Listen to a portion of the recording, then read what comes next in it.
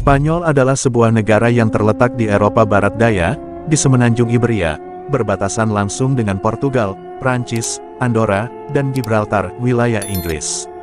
Spanyol juga memiliki beberapa daerah yang dijuluki sebagai desa hantu, karena terbengkalai dan ditinggalkan oleh penduduknya.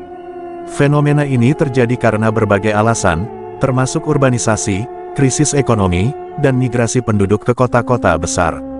Kali ini Jawara Channel akan mengungkap 10 hantu Spanyol. Nomor 1. La Mujer de la Curva. Berikut adalah ciri-ciri hantu La Mujer de la Curva, berdasarkan versi legenda urban di Spanyol dan negara-negara berbahasa Spanyol. Ciri-ciri fisikal. 1.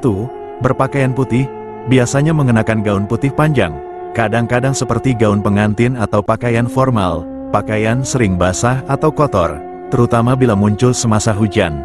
2. Rambut panjang dan hitam, menutupi sebahagian wajah, memberi rupa yang menyeramkan. 3. Wajah pucat, kabur. Kadang-kadang wajahnya tidak jelas, kabur, atau terlalu pucat seperti mayat. Dalam beberapa versi, ada kesan luka atau darah, terutama di kepala atau dahi. 4. Tidak meninggalkan jejak, setelah hilang, tempat duduk kereta masih basah tetapi kosong.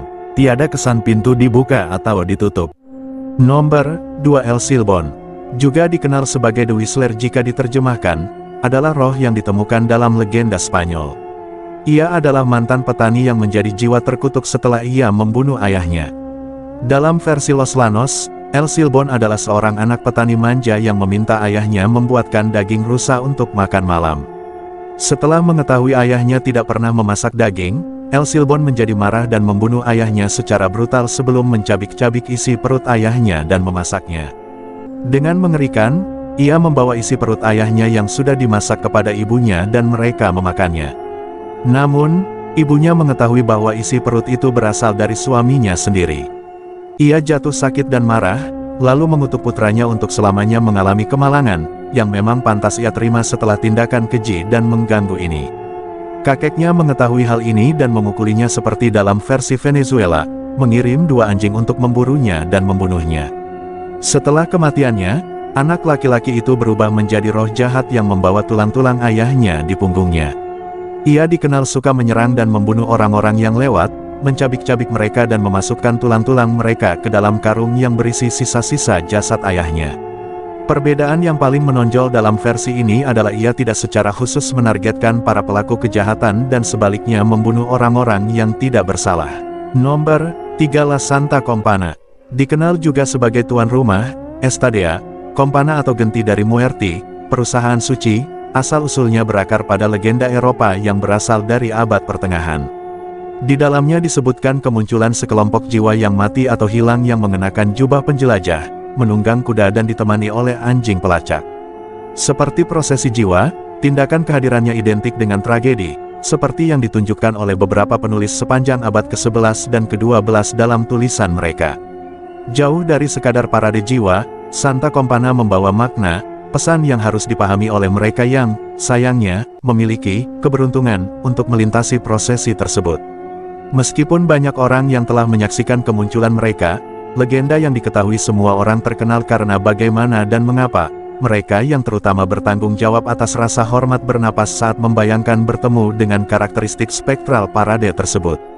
Santa Compana muncul dipimpin oleh seorang manusia yang masih hidup, seorang manusia yang di tangannya memimpin dari sebuah salib, melalui sebuah kuali berisi air menurut para saksi.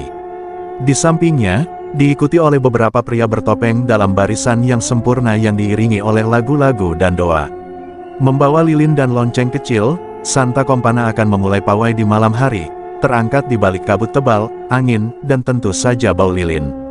Tentunya sekarang Anda mungkin bertanya-tanya, dan orang yang dipilih untuk memimpin prosesi, siapakah ini?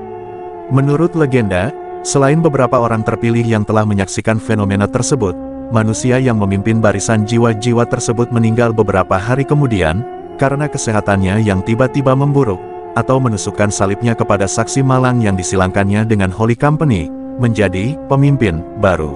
Nomor 4. El Fantasma de Belchite. Adalah hantu yang dikaitkan dengan runtuhan kota Belchite lama di wilayah Aragon, Spanyol. Kota ini musnah semasa Perang Saudara Spanyol pada tahun 1937, dan kini dikenali sebagai salah satu tempat paling berhantu di Spanyol. Jenis hantu, El Fantasma de Belchite. El Fantasma de Belchite bukan satu entiti tunggal, tetapi merujuk kepada sekumpulan roh atau fenomena paranormal di kawasan tersebut. Berdasarkan laporan saksi dan penyelidik paranormal, berikut adalah jenis-jenis hantu yang biasa dikaitkan dengan Belchite. 1. Roh perang, Spirits of War. Hantu yang berasal dari tentara atau penduduk yang terbunuh semasa pertempuran Belchite 1937. Mereka sering dilihat dalam bentuk bayangan manusia, askar, atau wanita menangis. 2. Hantu tak tenang, Restless Souls. Ramai mangsa mati tanpa dikebumikan sempurna akibat bom dan runtuhan. Roh-roh ini dikatakan masih terperangkap, mencari ketenangan yang tak pernah datang. 3. Hantu suara, Auditory Ghost. Salah satu jenis paling terkenal di Belchite. Jeritan, tembakan, tangisan bayi, dan doa dalam bahasa Latin sering direkam atau didengar. Rakaman suara misteri ini terkenal dalam dokumenter paranormal Spanyol. Nomor 5. La Dama de Blanco. Wanita berbaju putih adalah salah satu jenis hantu paling ikonik dalam legenda rakyat Spanyol dan Latin Amerika. Ia muncul dalam pelbagai versi cerita, tetapi semuanya berkongsi ciri umum, wanita berpakaian putih yang muncul di tempat sunyi, seringkali membawa kisah tragis. Jenis hantu, La Dama de Blanco.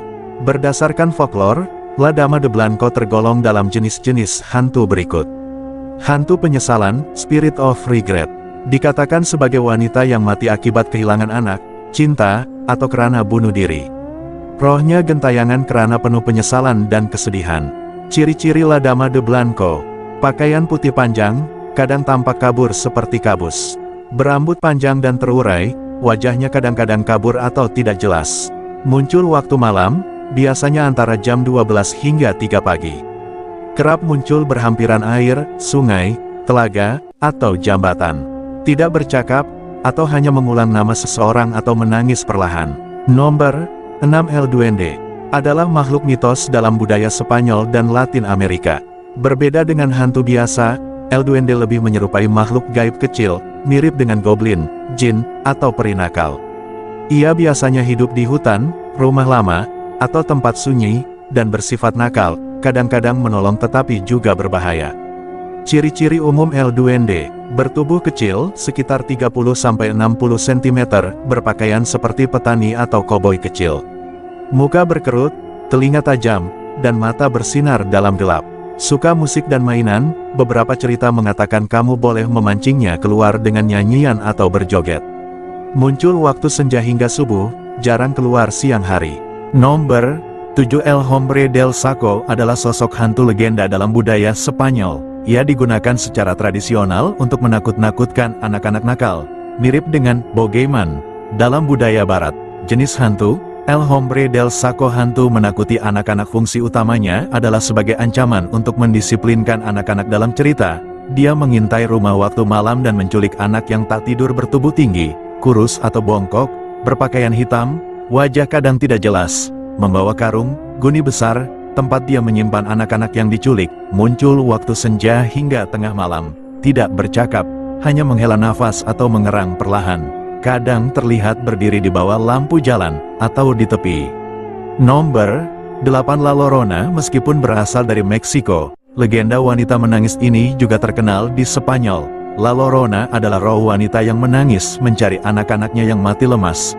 Ia sering dikaitkan dengan kisah kesedihan, kehilangan anak, dan kutukan abadi. Ciri-ciri La Llorona, berpakaian putih lusuh, seperti gaun pengantin atau jubah panjang, wajah kabur atau menyeramkan, kadang tanpa mata, rambut panjang terurai, basah atau menutupi wajah, tangisan perlahan dan menyayat hati.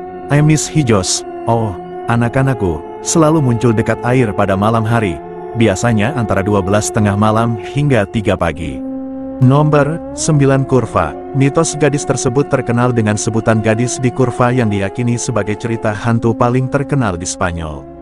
Disebut gadis kurva karena sering digambarkan sosok gadis kecil yang mengenakan pakaian pengantin atau serupa dengan gaun putih yang dipenuhi bercak darah dan biasa menumpang ke para pelintas di ruas jalan terutama di daerah Cuenca. Menurut mitos yang berkembang, kisah gadis kurva ini sebenarnya berasal dari Illinois, yakni sebuah negara bagian AS yang entah kenapa bisa sampai ke Spanyol. Dalam aksinya, gadis kecil misterius itu biasanya akan menyamar menjadi manusia biasa layaknya anak kecil yang menumpang di kuda delman para pelintas yang bernasib sial. Lalu si gadis akan memberikan sebuah pesan peringatan kepada pengemudi dengan berucap, "Hati-hati di tikungan depan, jangan terlalu kebut." Biasanya para pengendara akan kaget karena mengapa seseorang asing yang tersesat bisa mengetahui begitu detail dari ruas jalan. Jika sudah mencapai belokan, biasanya si gadis akan terbang menembus atap delman dan sambil tertawa kecil. Nomor 10 Monja Fantasma. Berikut adalah informasi lengkap tentang hantu biarawati, Monja Fantasma. Dalam budaya dan legenda Spanyol, hantu biarawati sering muncul dalam legenda Spanyol dan lokasi-lokasi bekas biara, gereja, atau hospital lama. Mereka sering dikaitkan dengan kesedihan, penyesalan, atau kematian tragis semasa hidup sebagai wanita suci. Ciri-ciri umum hantu biarawati: 1. Berpakaian seperti biarawati Katolik, jubah hitam atau putih lengkap dengan tudung kepala, veil. 2. Wajah pucat atau tidak kelihatan langsung, kadang berdarah air mata atau tanpa mata. 3. Muncul secara senyap di koridor, gereja kosong, atau bilik pesakit. 4. Bunyi tapak kaki atau loceng rosario kadang mendahului kehadirannya. 5. Dikaitkan dengan waktu senja hingga dini hari, seringkali jam 3 pagi. Lokasi terkenal di Spanyol dengan penampakan biarawati, Museo Reina Sofia, Madrid bekas hospital yang menjadi museum. 3 biarawati dilaporkan sering muncul di koridor lama. Mereka menyanyi lagu rohani, kemudian hilang perlahan. Jenis hantu berdasarkan cerita, simbolisme hantu biarawati, kesucian yang tercemar, kisah biarawati yang jatuh cinta dan hamil, kutukan agama, terkait dengan dosa besar yang dilakukan oleh seseorang di tempat suci. Itulah 10 hantu Spanyol versi Jawara Channel.